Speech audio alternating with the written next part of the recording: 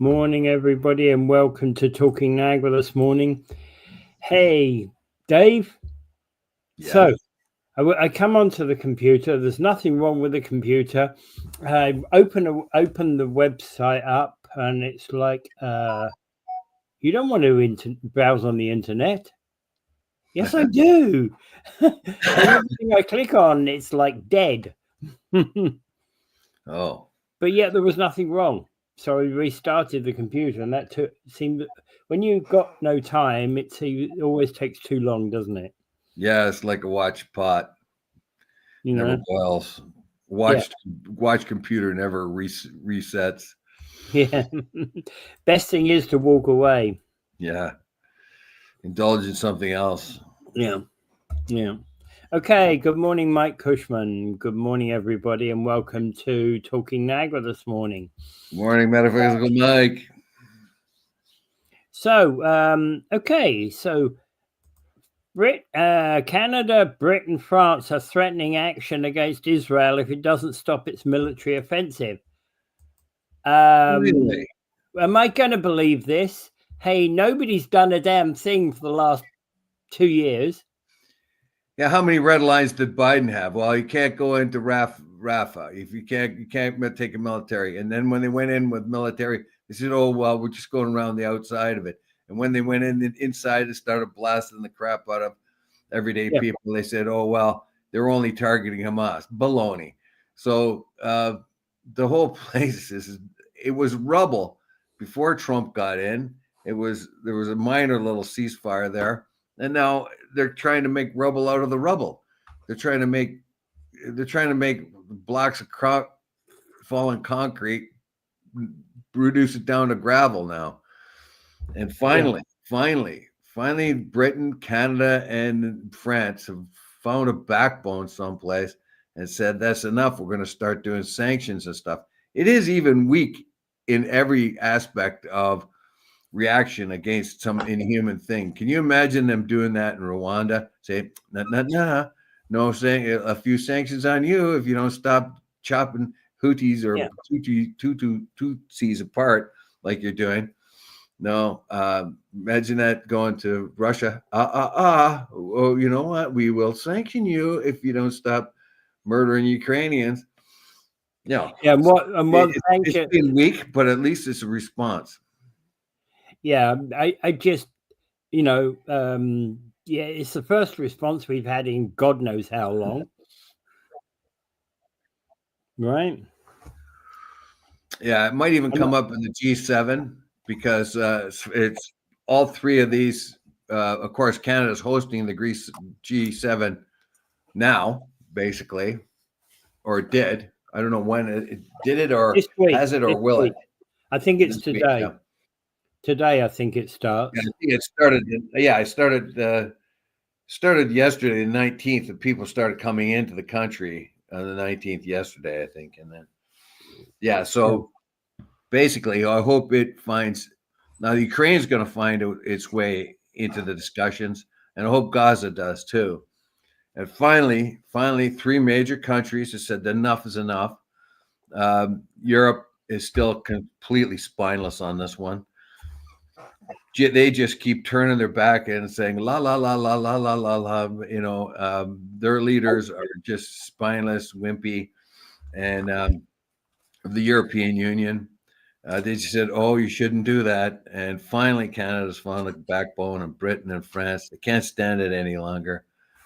And Netanyahu is even feeling the pinch. Apparently, he's saying that all the senators they could always rely on to look the other way, are saying, "Look, we're getting a lot of bad press out of this. Our people are putting pressure on us because Yeah. you're starving people, and not even we can pretend that's not happening. So Yeah. at least something's happening, and we may save a few lives in the end here." They even talked about the West Bank. That France, Germany, or France, Britain, and Canada has said they disagree with what's going on in the West Bank vehemently. But in this case, just saying, oh, naughty, naughty, don't do that, and then look the other way. They're Yeah. actually saying something with substance. We're going to sanction you. We're going to do something to you. if you keep doing what you're doing. But I'm sorry. The way you're going to apply sanctions is like you aren't. What do you need? You aren't getting it, and you aren't getting it. You weren't getting it 3 weeks ago, and you aren't getting it, and you aren't getting it now either. So shut up, stop the war, or you won't get it. Right? Yeah. It's about the only way you're going to deal with sanctions is to actually put to them, do them, stop it. Stop the bombs going there, for one. Well, one of the big things is the amount of money the United States is in. I think probably the final thing that's going to make the difference. The United States is broke, very, very broke. They're in a situation now where their whole military budget would be not enough to pay off their debt payments. Yeah. That's how bad it is. They have the largest military budget of any country by far, even China, and that entire budget is not enough to pay off their debt payments. They're in bad shape. They're going to have to start saving money somewhere. And one of those places, of course, they've notified Europe that NATO, you got to start taking care of yourself because we've put too much money in this. And the other is, hey, Israel, we dump billions and billions of dollars into your country every year. And now we're dumping even more billions of dollars. It's got to stop. You got to start looking after yourself. And one of those things is find a way of being peaceful with your neighbors. Yeah. Yeah. All right. Yeah, and just biggest challenge here we've just not moving anywhere, right? I don't know. Yeah. It's got to stop. Well, there's babies dying. They're weaponizing food. They're weaponizing food and food deliveries. And they've been doing that since the very beginning. Yeah, well, for 17 days in a row or something like that, they stopped all food deliveries, and they finally opened it up and let 5 trucks in, which is a meager amount required. And they keep pushing the population around. Like they've just taken everybody from Han Yunis there and said, okay, go to the coast, got to get out of here. We're going to do some, a pretty big operation in Han Yunis.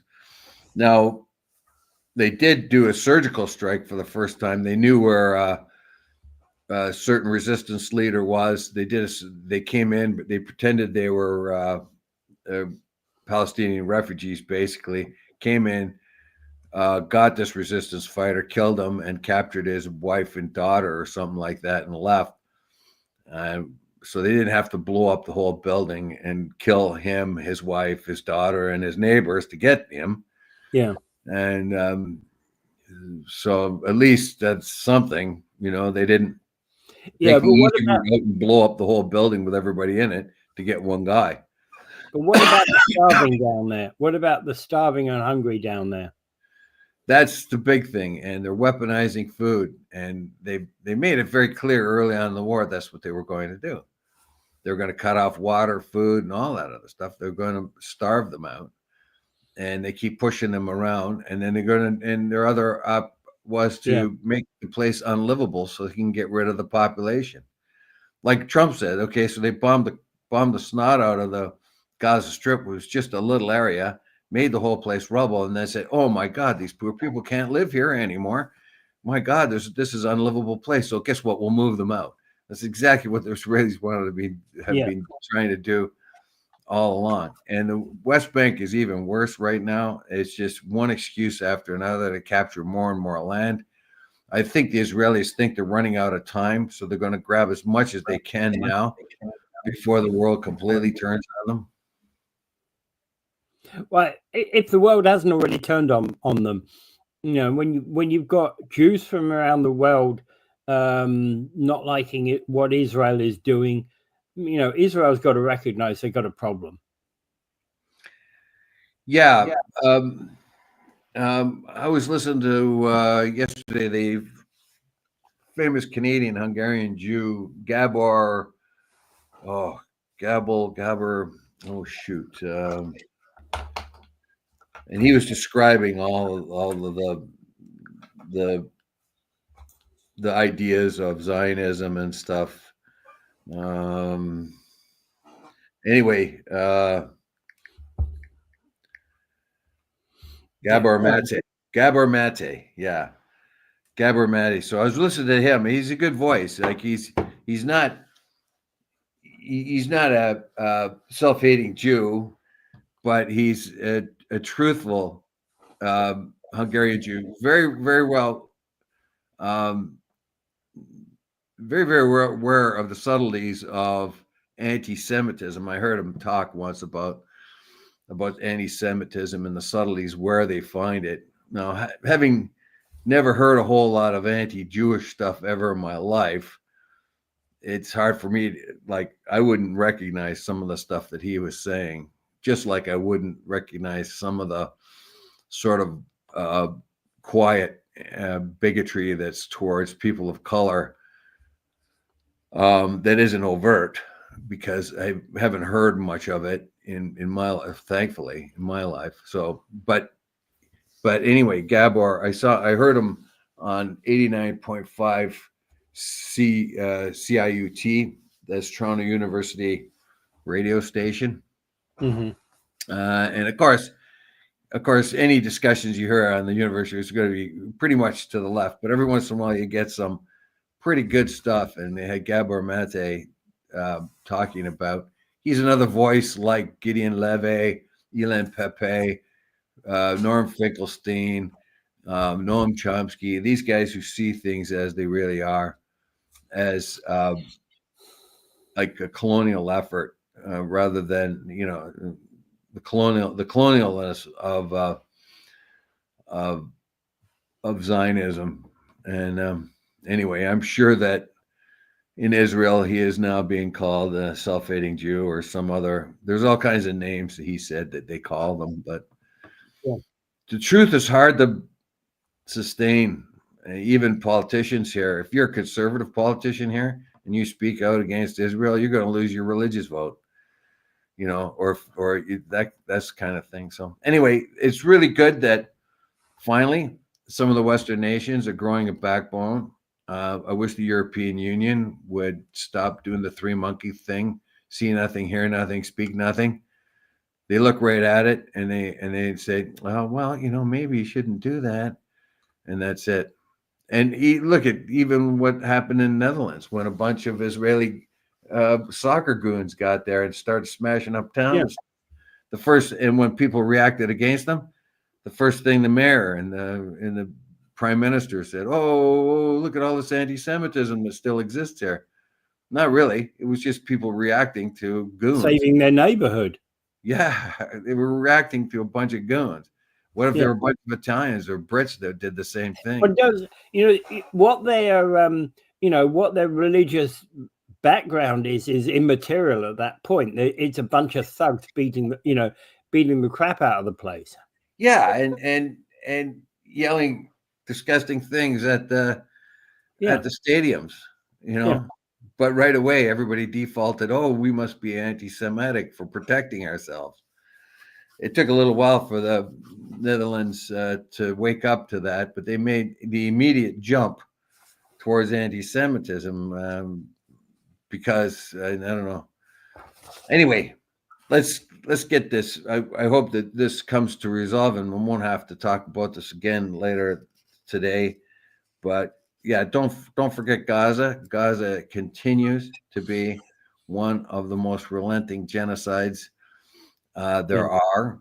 It is they've used everything, mass explosions. There's probably more bombs. There were 70,000 bombs, tons of bombs dropped on little Gaza. I think they're probably outdoing the Americans what they did in Laos. Concentration of bombs. Everything is destroyed. Hospitals, houses, everything. That's the complete intent of the whole thing. So they can then make an excuse. "Oh, well, the place is unlivable. You'll have to leave. You can't live here." I mean, it's anyway.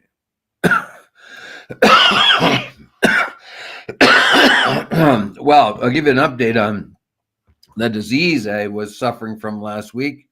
It's called parainfluenza. It's a nasty bug, and if you get it, you just better just kind of protect yourself, stay indoors, don't give it to anyone else. It's highly contagious. And my mom is still in the hospital with it. So it's a nasty bug. So just be careful out there. You didn't give it to your mum, did you? I don't know if she gave it to me or I gave it to her, but I think I gave it to her. Oh, Because I think because my oldest son got it pretty bad, and I got it.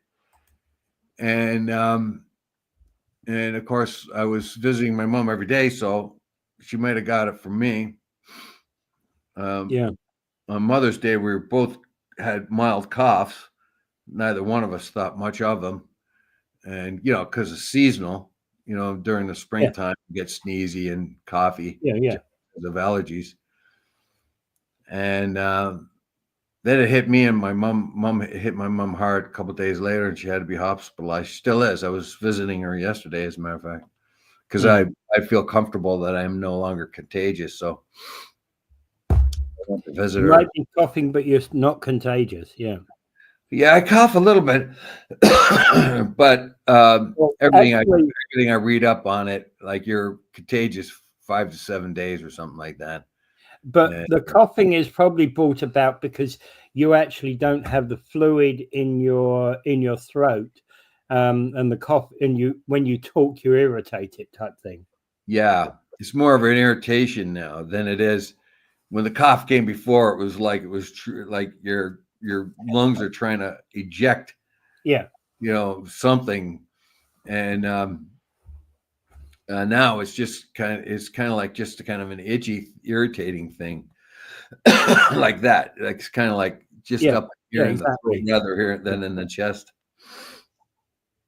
Okay, so moving on. A Hamilton landlord was fined $100,000 for not allowing tenants back after renovations. And this is actually a big thing. This is actually happening all over. I've got one of these cases I'm fighting.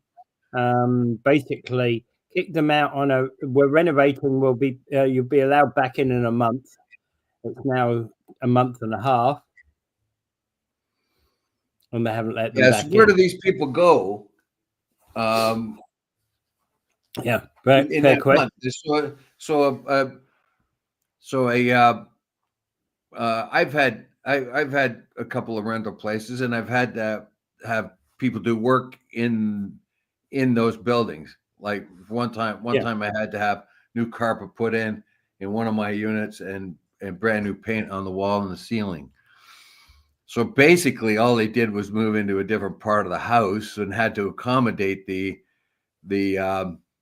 renovator. But they didn't have to leave the house, but they did have to not live in parts of it while this work was being done.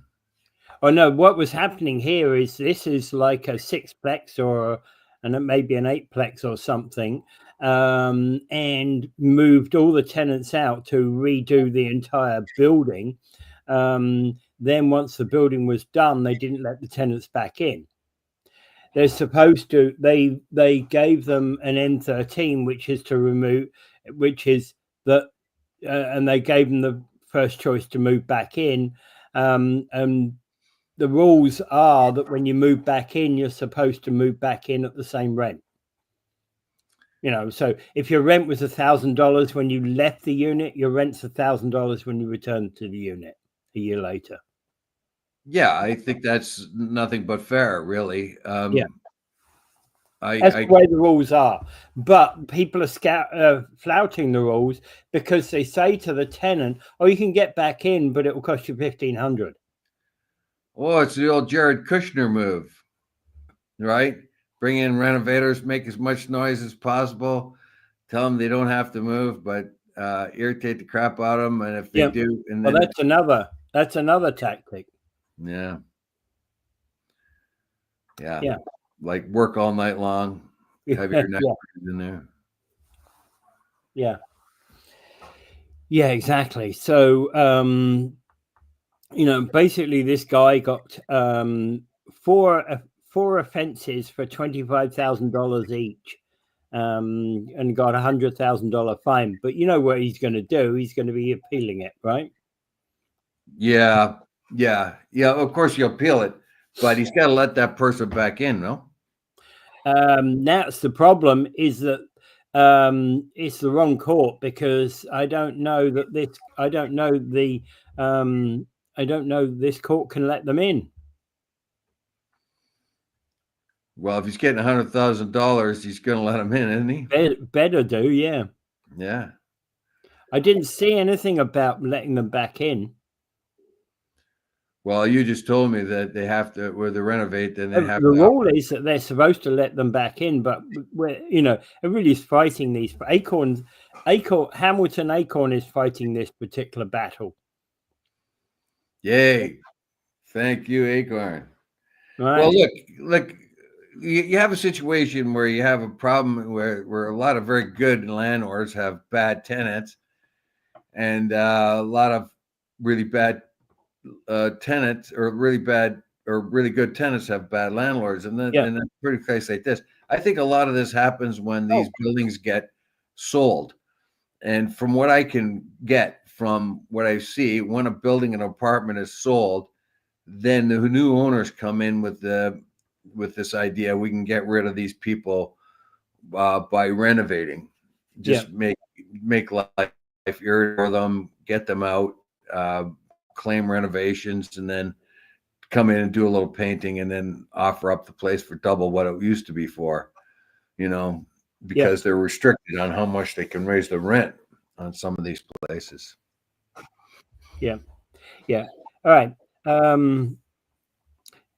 So and that's actually, you see, if they, that's the point, is that let's say the woman, the tenant in this particular case had a 3-bedroom unit for, let's say, $1,100. Clearly, a 3-bedroom unit in today's market could go for $2,500 to $3,000, right? Yeah. So, clearly that person doesn't want that, that person who's paying the $1,100, but that's all that person can afford. Well, I don't know. You're the legal here. So what's going to happen here? So the landlord threw the people out, not allowing them back in. There's a fine for $100,000. Yeah. What's going to happen now? Is those tenants going to be allowed back in? Will that guy be able to appeal the $100,000? What's going on? Yeah, there must be a board. There must actually be a landlord and tenant board order to let them back in, because otherwise there wouldn't be a fine coming from the court. There you go. For disobeying that order. Yeah. So this particular landlord has tried to call the bluff. Didn't work. I don't know if that person's going to have, the tenant is going to have any luck going back in there. And you can imagine if they do go back there, they'll be treated with the utmost of prejudice by that landlord. But I don't know. So basically, we don't know anything. So that's a really nice article, but we don't know anything. It looks like there's pushback legally, but it looks like there's a whole pile of Yeah, and he's gonna take it to the next level. That's for sure. He's going to appeal it.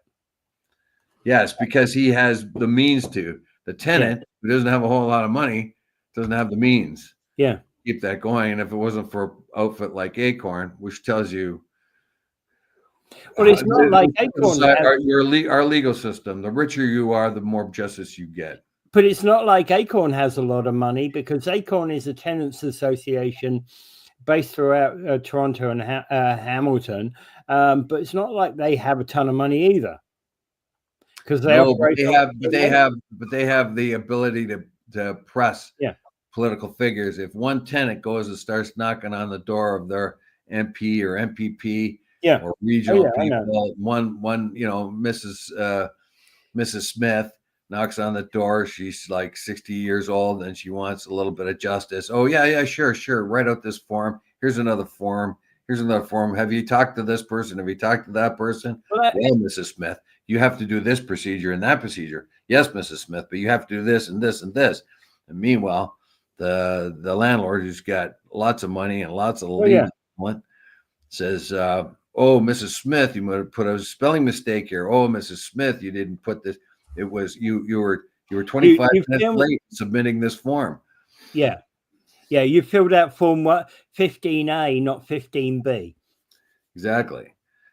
And you did, the date was wrong. The date was wrong by 7 minutes. Cancel this, And yeah. So there you go. That's the kind of, you got money, you got power. You can buy your justice if you have money. It's really hard for a person like that. So you need an agency like Acorn to keep the pressure up and keep it in the public eye and force the politicians and the others to do what should be done.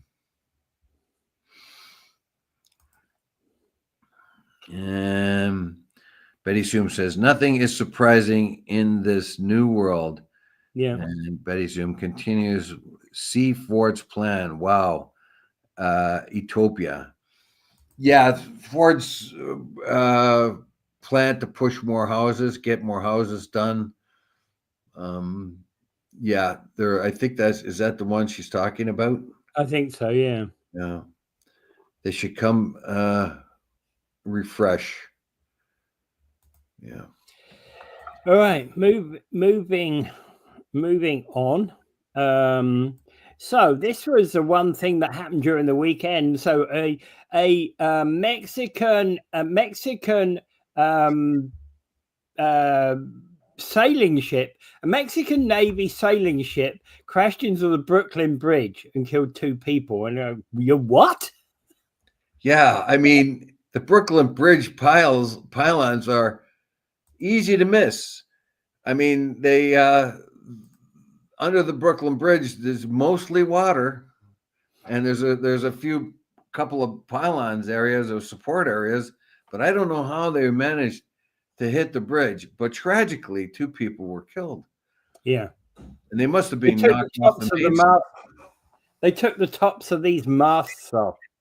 Yeah. So I guess they lost power, and of course, even the big sailing ships would have engines in them. They'd have to have them to be able to maneuver or get themselves out of trouble. But I guess the power failed, and they ran into the bridge, and kind of reminds you what happened there in Pittsburgh, didn't it? with that ship that killed the construction workers, But holy cow. It's a real tragedy and rather kind of an embarrassment too for the Mexicans. They were on a goodwill. They were on a goodwill mission. They were going to sail around. Yeah, the whole point about bringing a ship like this is an old sailing ship. So this is a goodwill mission always, right? These types of things. Yeah, you would think, and you're not sailing this to war. This isn't that type of ship. It's the ship that it's your most ancient one in the fleet, and you sail it around the world on goodwill missions. Yeah. So and that's basically what it is. It's for goodwill to, it's kind of a neat old ship. And so you can imagine it was on its way to Iceland from New York. It didn't get very far. It crashed into the bridge. So of course there's going to be an investigation and all that other stuff. And there was a young lady that was killed. She was part of the Navy, and her family's demanding answers. Like, how could this happen? Yeah. Not surprised. No. Not in the least bit surprised. You'd think that sailing nobody thinks about the dangers of sailing such a ship around the world but hundreds of people died back in the day sailing those things. Oh yeah, for all kinds of different reasons though. But I don't think too many of them crashed into a bridge. No, No, maybe crashed into the shoreline around A a storm or lighthouse. something. Yeah, a Yeah, storm or whatever. yeah, in a storm, but that's another matter. Yeah. Okay. So that's an interesting one that you brought up. The scientists have brought up a sequence of DNA of the last Neanderthal. Yeah, they've identified. Now, this is just a curiosity that people kind of who are listening, they're going to say, "Oh, here goes Dave again," and his sort of paleoanthropology sort of have a little bit of interest that way. So when I saw the article, I thought, well, I'm going to put this up, and it's really nice. Scientists in France basically have found an isolated group of Neanderthals. And one of the paleontologists, his name is I forget, Slimak. They dubbed this particular group of Neanderthals that were isolated in the Rhone Valley. And what they find here is this is a group of Neanderthals that did not stop developing, stopped evolving, at least technologically. They find that the other groups of Neanderthals, not only about 2 weeks journey from them in any direction, which meant they should have interacted, didn't. And they were kind of isolated in the Rhone Valley. And as the other Neanderthals sort of their technology improved and they began to mix with the Homo sapiens that were coming up, that this did not happen to this group, that they stayed particularly isolated. And this particular one specimen they found is 42,000 years old, and they call him Thorin after some the J.R. Tolkien's books, J.R.R. Yeah, Tolkien yeah. books. Thorin in the Hobbit, one of the characters in the Hobbit. Mm-hmm. So now this particular anthropologist predicted this might happen, that if they did find groups in the Rhone Valley, that just by the geography and everything, he thought that they would be an isolated group and they would remain separated from the other evolving groups of Neanderthals. And true to form, they found them about 42,000 years. This is a time in which the other Neanderthals' technology had improved quite a bit. The tools they were improving quite a bit. Some people speculate that was because of their connections with the new Homo sapiens that were coming into the area. So the Neanderthals were actually mixing genetically. We in Europe have anywhere from 2 to 4% of our genetic makeup as Neanderthal, and so there was a mix, a physical mix, and that got watered down over ages as more Europeans started or more Homo sapiens started coming into Europe. Different groups, the Neanderthal element in Europe just got thinner and thinner until it got about 2 to 4%. Yeah. Now this group here shows no signs of interacting or interbreeding with Homo sapiens, and it shows no signs of its technology is frozen to 50,000 years before that time. So as Neanderthals' technology was improving in other places in Europe, theirs was not. And yet they were not that isolated a group, which makes it very interesting. Yeah, 2 weeks walk, but 2 weeks walk away. Maybe they were the only sort of thing that one can get is that maybe the thing that comes to mind is kind of like a religious cult. No, I don't think it would be that sophisticated of a thing. I don't think it would be that a religious cult that would be a hideaway type. I think they just had a niche in there that they didn't need to move and didn't need to progress. And we find this in human populations, not just Neanderthal populations, but we find this in human populations. Let's say like in Australia. So the Australian Aborigines, for instance, the group of people that got to Australia had to have sophisticated technology of boats and weapons and things like that to make the journey there 50,000 years ago. But once they were there, they didn't need much after that. They didn't need to develop much technology after that. They just had to have very basic technology to get something out of the land.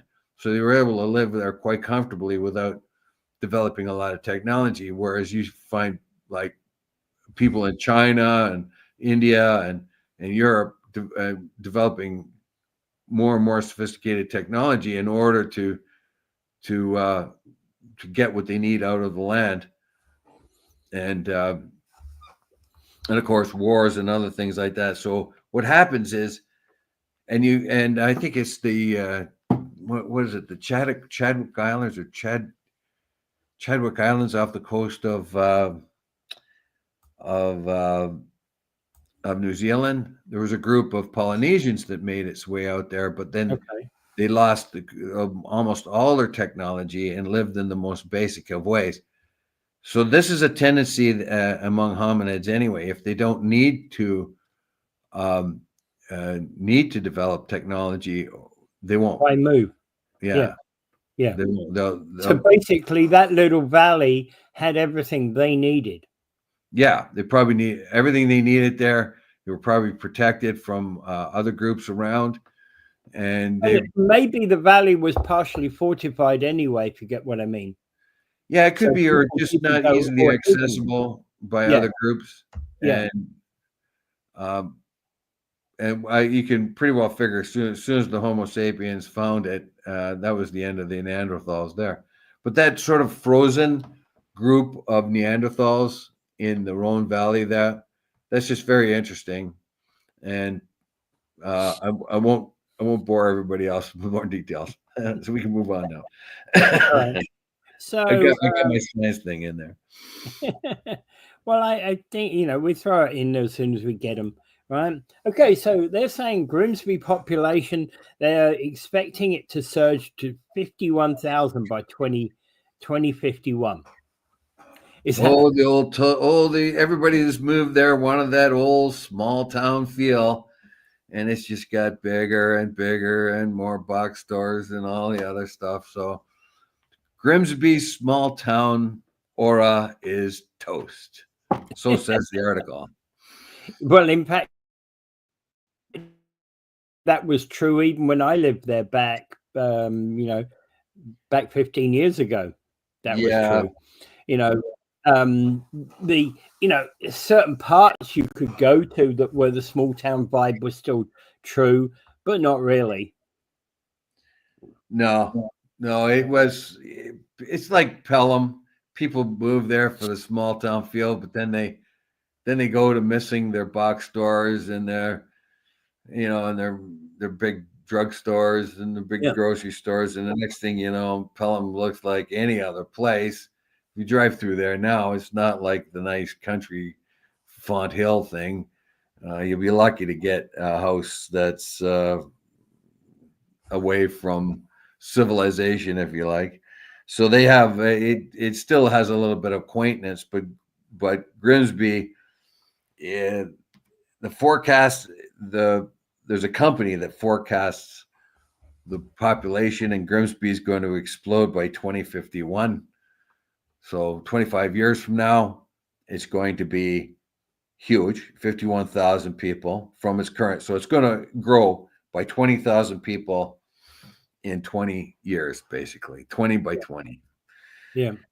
And you can see that happening because you can see the explosion coming out of last time I went to down to Grimsby, all of the kind of, it's filling in. You can see it because where there used to be, how you've got a house here and a bit of greenery there, and then another house further down the road. All of that's filled in now. The two houses on the edges are there, but now you've got these where there was a field, now you've got these 20 townhouses in that field. Yeah, and it's just going to get worse here. It's what they want. The GO train is expanding through there, and the province is pushing development all around the train lines. Yeah. Train lines are going to be the connectivity. It's going to be the transportation that is required for people to move there and to commute from there and away from there. So the push, even among we heard this from Pierre Poilievre too, right? Start building condos and apartments close to transportation hubs and keep Yeah. improving those transportation hubs. And that's how you grow your transportation hubs. That's how you provide transportation for people who need places to live, and also the push to develop areas close to the existing infrastructure, which means you're going to eat up more and more agricultural land because that's what's close to the existing infrastructure. So the push is on, and Grimsby is going to be a suburb. Pum, pum, pum, pum. Well, actually, when I was living on the edge of Grimsby, there was a proposal that actually Grimsby leave the Niagara region and become part of Hamilton, right? Because and Hamilton's kind of moving their expansion eastward because they expanded to Stony Creek. Now they want to they expanded to Winona. Now they're looking at soiling up Grimsby. Have you ever heard the expression Bosniwash? That Can't is say Bosniwash means the complete urbanization of the area between Boston through New York to Washington. yeah, Basically, one big urban area. it is. It is And sure. and the idea of and they have a different term for what we call used to call the Golden Triangle or Golden Crescent, which we still do kind of. But it's that area from east of Toronto that wraps around the end of Lake Ontario, the western end of Lake Ontario, and right into Niagara. And that Golden Triangle is also called Golden Horseshoe. Mississauga. What? Golden Horseshoe. Yeah, it's called the Golden Horseshoe, but it's also called the Mississauga.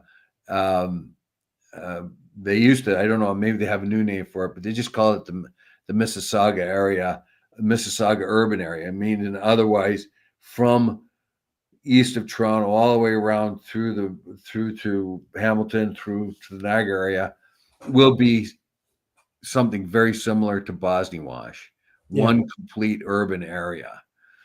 And that's what they expect to happen. Well, actually, you go out on the 401.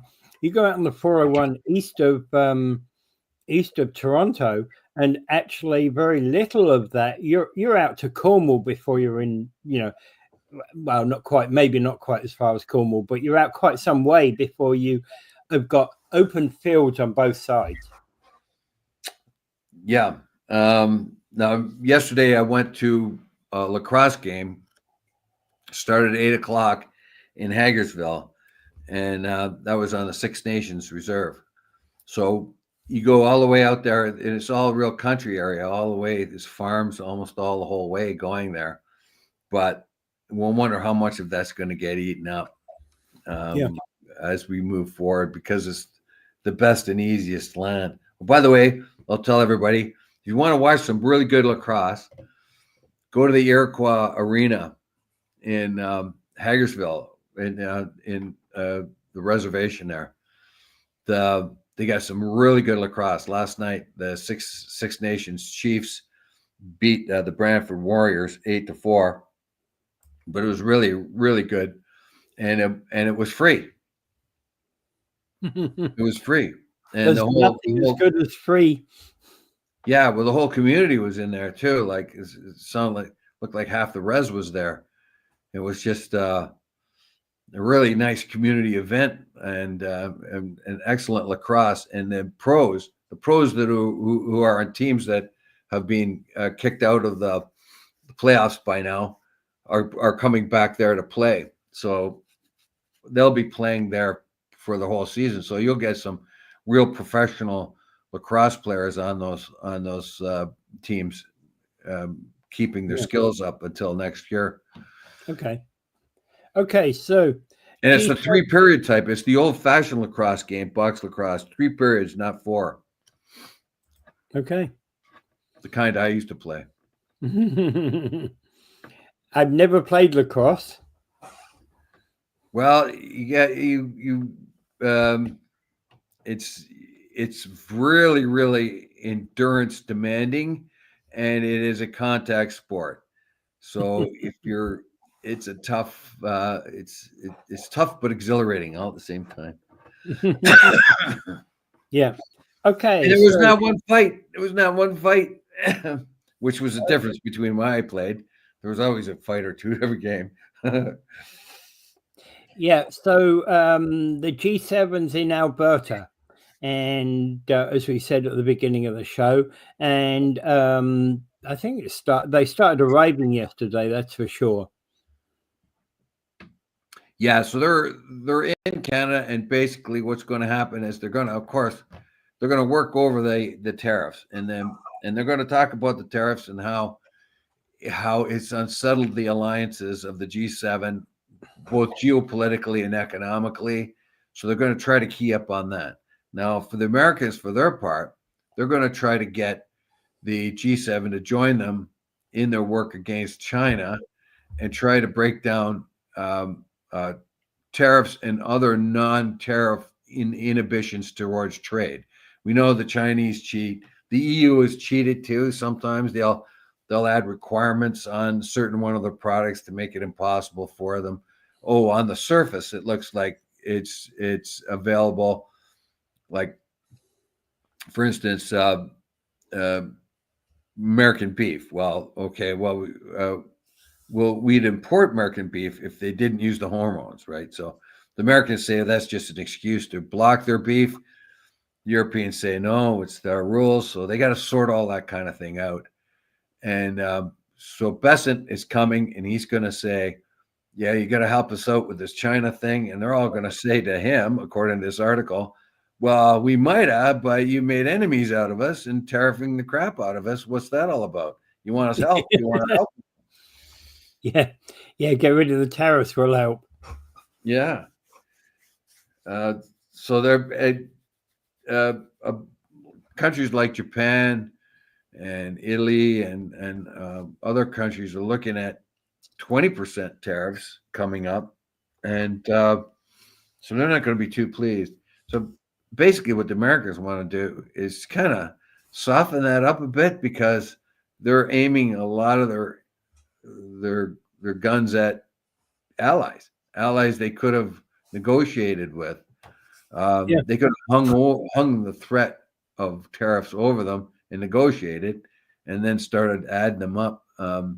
And they probably would have got pretty good deals otherwise, because of course European is not going to want to trade with the U.S. if they have beef that doesn't make their conditions, or chicken or whatever else. Well, GMOs have been banned in most of the world. It's only America that permits them. Well, also there are things like, this goes way back. They had the chicken war basically back in the 60s, I think, because the United States cleaned their chickens with chlorinated water, and that didn't suit the conditions by which Europeans would like their food processed. Yeah, chlorine is almost not permitted in Europe. Almost. Yeah. So if the United States produced their chickens and their beef according to European standards, they have no trouble getting them in. But it's less profitable. And so if they put European specific herds together and slaughtered them within those rules, I don't think they'd have much of a problem. But anyway, I don't think so either. No. All this has to be sorted out. And of course, in this G7 thing, they're going to be talking about Ukraine in a big way. It doesn't look as if Gaza is going to come up on the table, but they're going to talk about Ukraine in a big way. They got to get that stopped. It's a drain on the whole world economy. It's Well, in, yeah, in and it particularly affects the European members of the G7. it's also impending foodstuffs that come out of Ukraine and Russia for the rest of the world, which is, I mean, they've solved a little bit of that problem, but if Russia continues to go on and start to eyeball Odessa as a next destination for their armies, then Yeah, things aren't going to look too good for transporting this vital grain that comes out of Ukraine and Russia through those ports. So I don't know what's going to happen here, but they're going to be talking about Ukraine and trying to get that settled. And also, and they can't look weak to Russia either. This is the other point. If they say, okay, well, that's just the end of the war, Russia just keeps marching on, they're going to be forced to support Ukraine no matter what.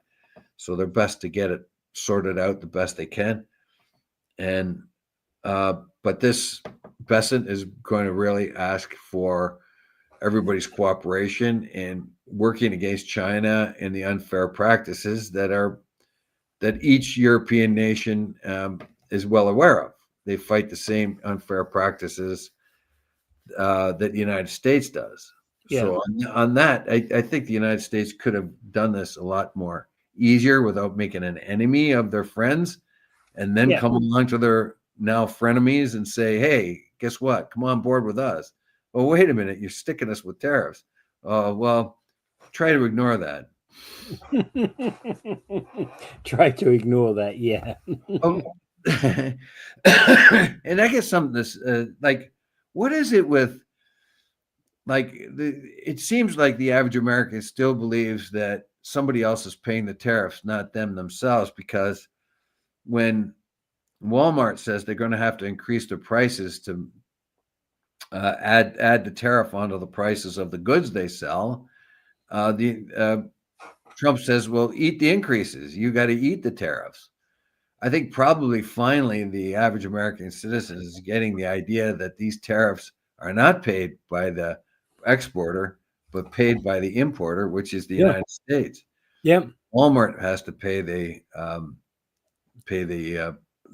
tariffs. Um, Oh, yeah, Apple has to pay the tariffs. yeah, So I yeah. don't know. Now, why does Donald Trump want Walmart to eat the tariffs? Well, the Um, only way Walmart is going to eat the tariffs is by passing them on to somebody else, the customer. Yeah, how much of that are they going to be able to eat? Which doesn't They really make can't. any sense.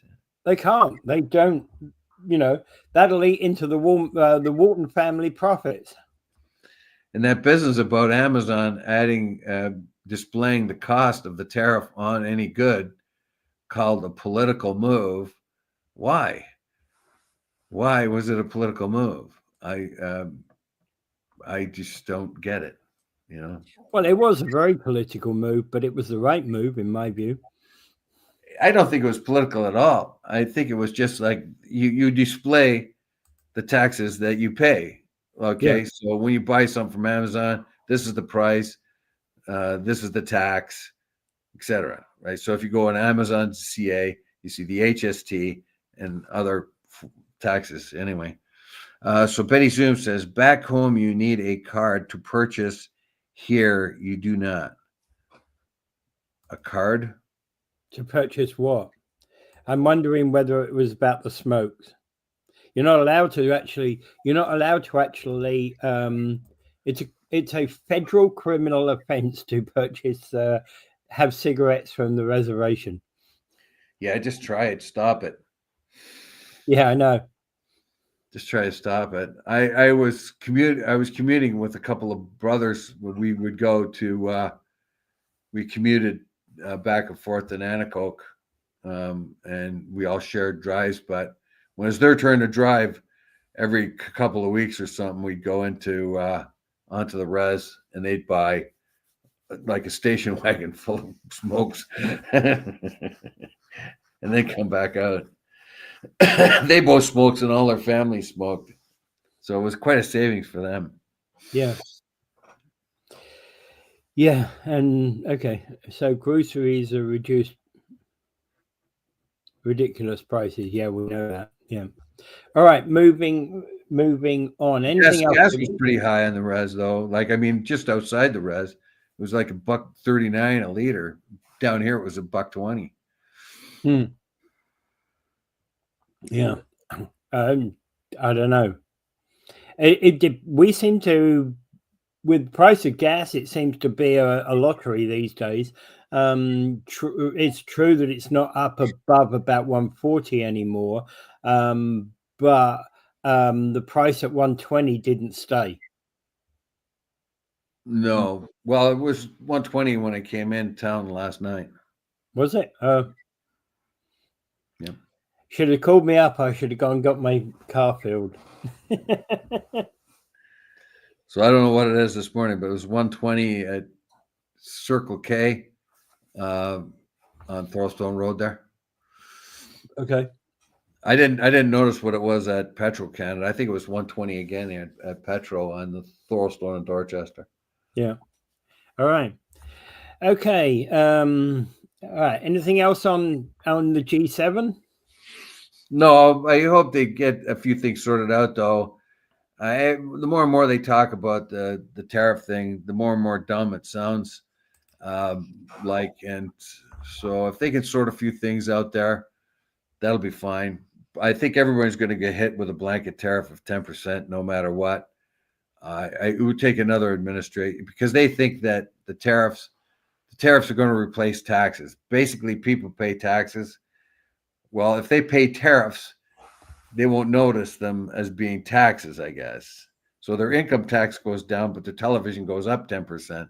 So their income tax goes down 5%, and their television and their water and their everything else goes up 10%. Not water, but you know what I mean. Yeah, I know what you mean. Yeah. Their kitchen utensils or their toys that they buy for kids, they all go up a minimum of 10%.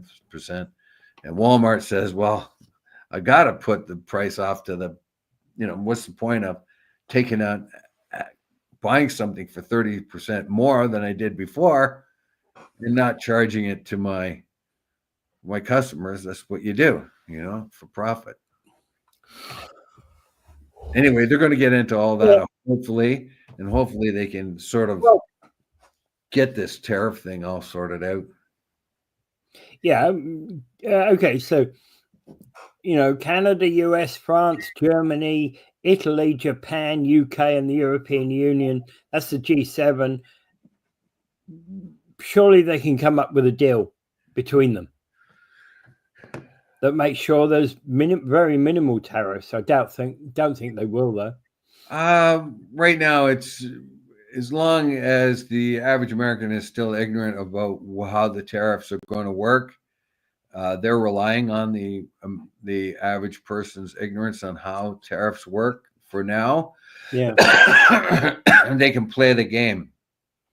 Once it starts to sting the actual consumer and enough of the Republicans start to feel, that they can't keep Amazon's right in putting the price on showing the price on the invoice. Yeah, but they can't now because Trump's told them it's a hostile political move. So they've taken it off and kind of just blended it in with the price. But sooner or later, people are going to start asking how much of it's tariff. Yeah. Absolutely. All right. Anything else for today? No, I'm just pretty glad that at least 3 Western countries are standing up to Israel. 3 what? 3 Western countries are standing up to Israel. Yeah. That's Canada, France, and Britain. Of course, we missed one thing that happened over the weekend. What's that? Leafs got eliminated. Oh, you know what? Some things are better left unsaid. True. So Canadian hopes are purely on the Oilers now. That game was going on when I was doing my bingo calling. So there's the 2 people on the phone, the one on the computer, and the general manager that runs it, and me, and there's a big TV screen right behind them. So they're watching the game while I'm calling, and I'm trying to peek over there. and every once in a while I hear a moan, so I know that the Panthers had Well, scored. it wasn't everything happened.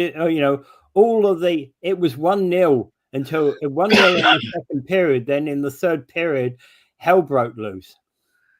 Yeah, yeah. Well, Panthers were a strong club, but I mean, it was game 7, so you figure I don't know, maybe the Leafs got desperate, and oh well. I think it's the Hurricanes that the Panthers are going up against next, aren't they?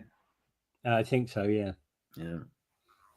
All right, and one Canadian team left in it. Is that Winnipeg? Yeah. They got a tough squad. Let's see what they can do. Yeah. All right. So But if you believe in conspiracies, which with hockey I do completely, because the Leafs have been losing, they can only be losing because the big uppers want to put their influence on and keep Toronto out of the Stanley Cup. That's my conspiracy theory. That's as far as my conspiracy theories go. now, So in in order, my conspiracy theory, they can't have a Canadian team like Winnipeg win the Stanley Cup because it doesn't draw enough attention in the United States. well, there is actually one thing about that. In order to win the cup altogether, you've got to get into the first round of the playoffs consistently, and to get into the second round of the playoffs consistently, and then get to the divisional finals consistently, right? It's consistency and post season consistency that matters. I don't know. I think it's that Stanley Cup. They can market it in the States better than they can market it up here. But So they haven't got any ice down in the States. look, even when the Jays won the 2 World Series in 91 and 92, or 92 and 93, something like that, when the Jays won those, it was as soon as it was a Canadian team that was in the final, there was a huge reduction in viewership in the States Mm, because there was a Canadian team involved. yeah, well, So the NHL is looking at that and thinking, no, we can't have a Canadian team win this because we want more viewers in the United States. It's more money for us. So we'll put itching powder in all the but Winnipeg. the trouble is nobody goes watch a game in Florida. Oh, there's still lots of Northerners that go there. Believe me. Look, I go to the lacrosse games in Buffalo, and they got the biggest draw probably in the whole National Lacrosse League because the Toronto Rock plays out of Hamilton, but that's being renovated. So they next year they'll have probably around 12,000 seats or something. But in Buffalo, they almost fill that whole stadium. So it's almost like 15, 16,000 people in there watching a game. And on a dull night, a low night, and during the mid-season, 12,000 would be at least you get 12,000 in there. So, Yeah. People like sports events. And I damn well know that most of the people in there haven't played. It's not like when we go watch a hockey game, most of the guys that go watch a hockey game played hockey when they were kids, at least at my age. And when I go to a lacrosse game in Buffalo, I know damn well that almost nobody in that arena ever played lacrosse. I'm there because I used to play it. But anyway, it's a sports event that draws a lot of people. So anyway, we'll see. So much for my conspiracies. I tried to invent one right there, but it really didn't. It's not going to get much traction, I know. No. All right. Well, have a great day, everybody. And Dave? Without further ado, I bid you do not forget Gaza.